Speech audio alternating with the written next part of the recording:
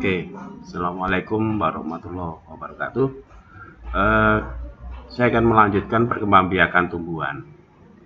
Yang kemarin itu tumbuhan angiospermae, yaitu biji tertutup. Sekarang pada beberapa tumbuhan yang kita kenal lagi, yaitu pertama adalah tanaman gimnospermae. Gimnospermae itu tanaman biji terbuka. Kenapa terbuka? Karena memang bijinya ada di luar. Seperti contoh jambu mente, ya, itu bijinya di luar, tidak diseliputi oleh buah. Kemudian tanaman Pteridophyta, tanaman paku-pakuan. Dan yang ketiga adalah tanaman Bryophyta. Tiga tanaman ini kita bahas satu persatu perkembangbiakannya. Yang pertama yaitu tanaman gimnospermae. Sebelum kita mengenal tanaman gimnospermae, saya mencoba untuk memberikan koneksi atau hubungan supaya Anda bisa memahami apa itu tanaman gimnospermae. Pernah kamu makan emping belinju? Bahan bakunya tentunya dari biji tanaman melinju. Nah, tanaman melinju itu salah satu tanaman gimnospermae, yaitu biji terbuka. Tumbuhan melinju memiliki biji yang tidak tertutup kulit buah. Ya, tumbuhan yang bijinya tidak tertutup kulit buah atau disebut biji terbuka, nah itu yang disebut dengan tumbuhan gimnospermae. Contoh lain tumbuhan gimnospermae adalah tumbuhan pinus, pohon ginkgo, pakis saji juga termasuk gimnospermae. Nah, apakah bunga tumbuhan gimnospermae itu sama dengan bunga pada tumbuhan angiospermae? Nah, mari kita simak. Ini tanaman pinus. Pinus termasuk tanaman gimnospermae. Tanaman pinus ternyata juga menghasilkan istilahnya bukan bunga, tapi istilahnya adalah strobilus, atau bahasa Indonesia namanya runjung.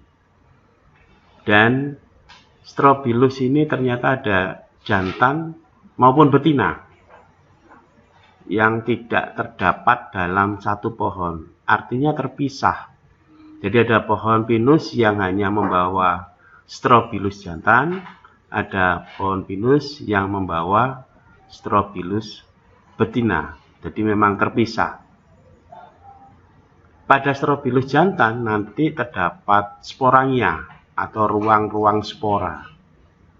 Nah, nanti di dalam sel-sel sporangia itu akan mengalami pembelahan meiosis. Nah, meiosis sudah kita pelajari awal-awal, dan nanti akan menghasilkan mikrospora. Kenapa disebut mikro? Karena sangat kecilnya. Jadi untuk yang strobilus jantan itu nanti menghasilkan mikrospora. Mikrospora ini akan berkembang membentuk yang namanya serbuk sari. Serbuk sari ini bentuknya punya sayap yang nantinya bisa diterbangkan oleh angin.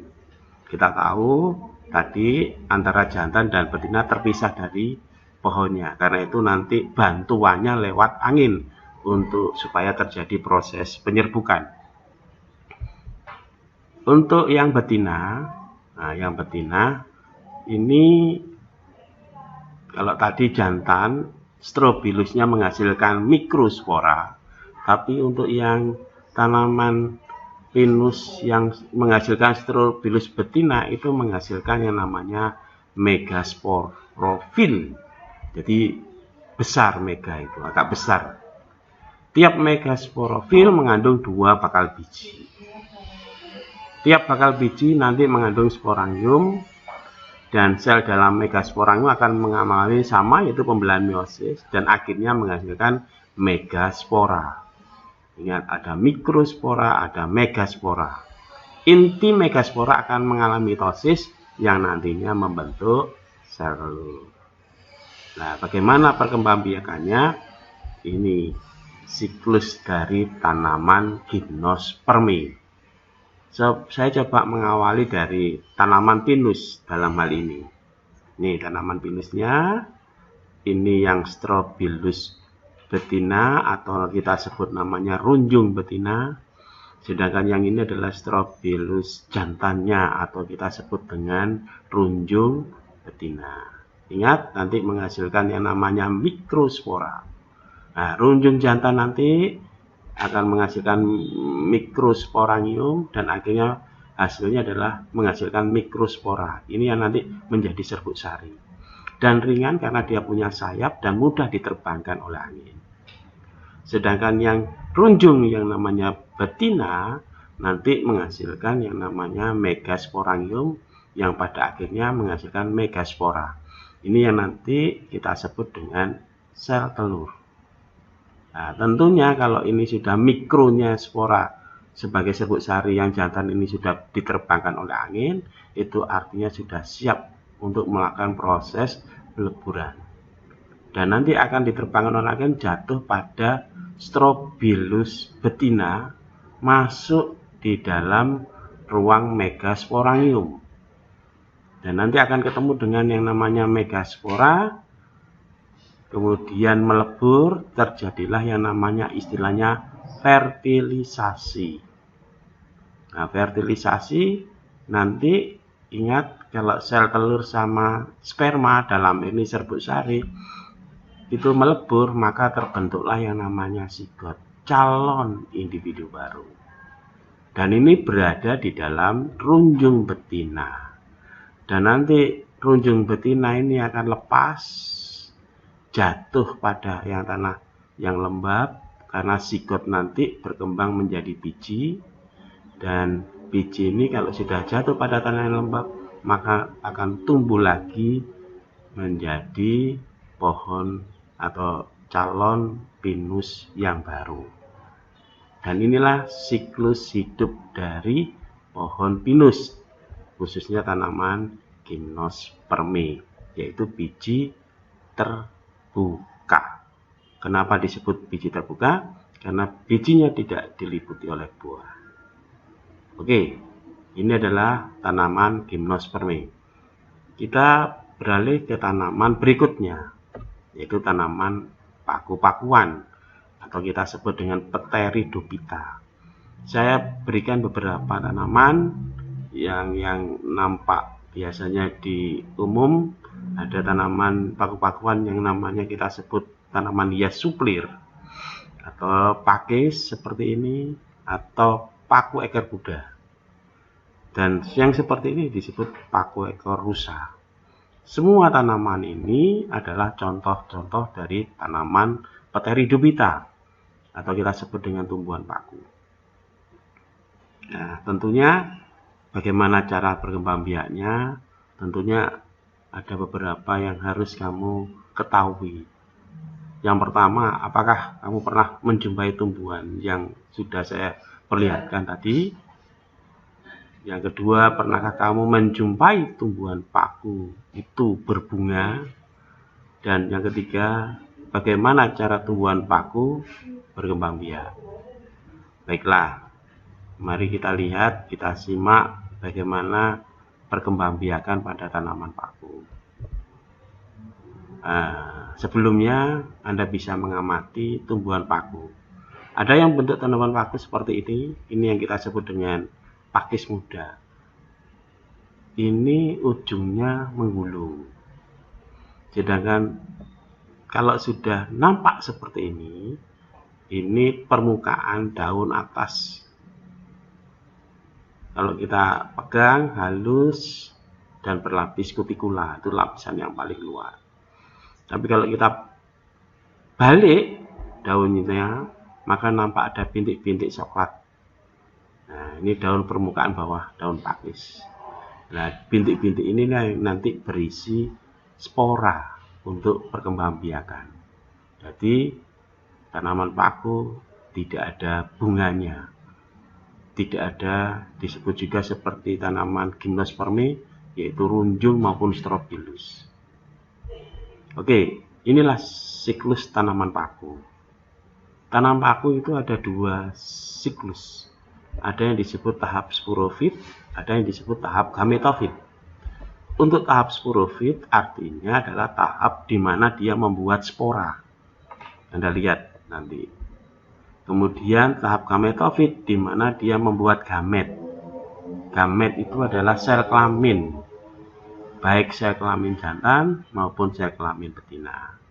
Oke, saya mengawali dari tanaman paku itu sendiri.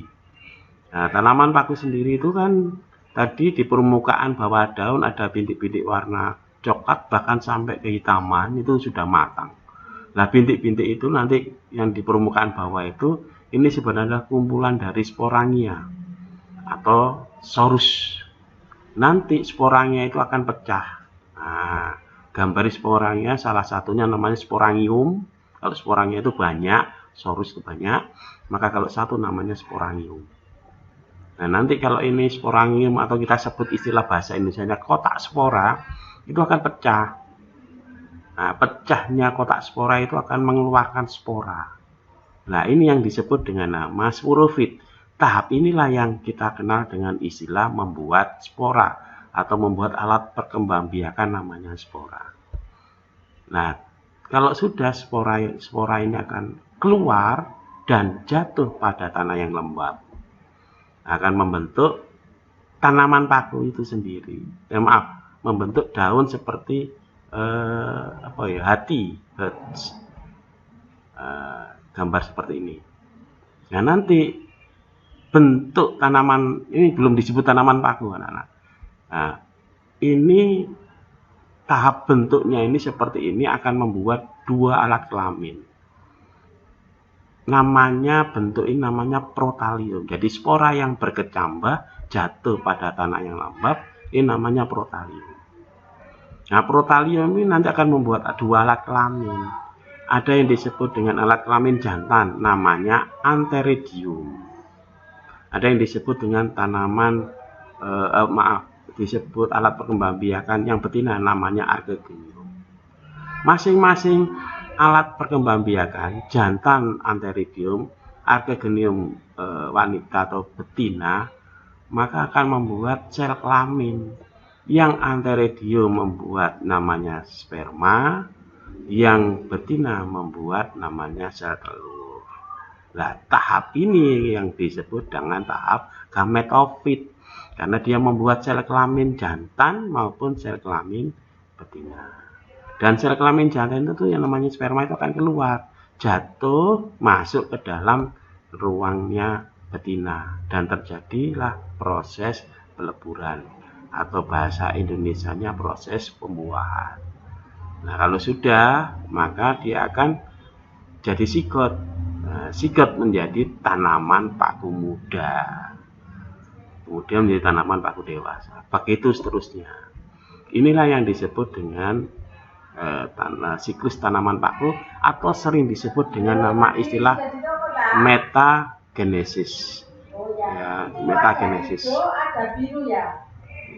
Metagenesis inilah ada 2, ya, tahap sporofit maupun gametofit. Oke. Ini bisa Anda bisa video animasinya untuk melihat videonya. Coba bisa Anda cek penjelasan saya dengan video ini. Untuk menjaga kelestarian spesiesnya, tumbuhan paku melakukan pergiliran keturunan yang dinamakan metagenesis. Metagenesis berawal dari spora matang yang keluar dari sporofit. Spora didukung oleh kondisi lingkungan yang memadai akan berkecambah menjadi protalium. Protalium adalah pembentuk antheridium dan archegonium. Dengan berantaraan air, maka sperma yang dihasilkan antheridium dapat membuahi ovum yang dikeluarkan oleh archegonium. Tumbuhan ini menghasilkan zigot yang berkembang menjadi tumbuhan paku dewasa. Selanjutnya, tumbuhan paku akan memproduksi dan mematangkan spora, sehingga pada tahap ini tumbuhan paku disebut sporofit. Dalam sporofit terdapat kumpulan sporangium yang disebut sorus. Pada kondisi lingkungan yang cocok, misalnya kandungan air tinggi dan cuaca dingin, sorus akan pecah dan masing-masing sporangium yang ada di dalamnya Menyiapkan spora matang untuk kembali mengulang proses metagenesis seperti semula. Ya, nggak apa-apa lah, memang sudah di situ. Oke. Aku kepengen kok ya. Setelah siklus hidup tumbuhan paku, mari kita lihat berikutnya adalah tanaman lumut. Ini ada beberapa contoh tanaman lumut yang bisa saya tampilkan. Anda bisa lihat beberapa tanaman lumut ini. Nah, sebelum kita lihat bagaimana perkembangan tanaman lumut, ini hampir mirip dengan tanaman paku. Nah, apakah tumbuhan lumut hanya dapat berkembang biak secara generatif atau kawin? Apakah tumbuhan lumut dapat berkembang biak secara vegetatif? Istilahnya tak kawin. Ya. Terus bagaimana cara tumbuhan lumut berkembang biak secara vegetatif? Nah, coba lihat siklus hidup dari tanaman lumut. Sama kan? Sekarang kita lihat kenapa disebut metagenesis? Karena ada meta itu adalah perubahan. Genesis itu keturunan. Artinya apa? Tumbuhan lumut bisa kita lihat, kita jumpai pada dua macam bentuk ini. Dia bisa pada tahap gametofit, bisa tahap sporofit. Pada tahap gametofit artinya dia membuat sel kelamin jantan dan sel kelamin betina. Artinya dia menghasilkan sel kelamin baik sperma maupun ovum. Sedangkan sporofit ini dia membuat yang namanya spora. Baiklah, saya awali dari tanaman lumut. Nah, ini tanaman lumut. Ini sudah disebut tanaman lumut. Tanaman lumut ini akan menghasilkan atau membuat alat kelamin. Baik alat kelamin jantan maupun alat kelamin betina. Untuk alat kelamin jantan namanya antheridium. Nah, antheridium ini nanti menghasilkan sperma. Sedangkan alat kelamin betina tetap di sini di dalam tanaman lumut. Memang nggak ditampakkan, hanya dalam bentuk dianimasikan seperti ini gambarnya. Yang betina namanya archegonium, alatnya nanti menghasilkan ovum. Nah, sperma ini akan masuk ke dalam ruangan archegonium, kemudian masuk ke sini, melebur jadi namanya sigot. Nah, sampai tahapan inilah yang kita sebut dengan tahapan gametofit. Kalau sudah dalam tahapan ini nanti, maka sigot ini akan tumbuh. Tumbuh jadi apa? Sigot ini akan tumbuh menjadi tanaman lumut. Nah, tanaman lumut seperti ini. Ini lumut sudah, atau bentuk seperti ini gambar ini. Ini sudah, sigot sudah menjadi tanaman lumut. Nah, sudah ada di dalam lumutnya artinya. Jadi artinya begini, sigot ini akan memunculkan yang namanya ini tangkai spora ini. Nah, tangkai spora. Nah, tangkai spora seperti gambar ini. Nah, dan nanti tangkai spora yang kita sebut seta dan kapsulnya ini nanti terbuka, keluarlah spora.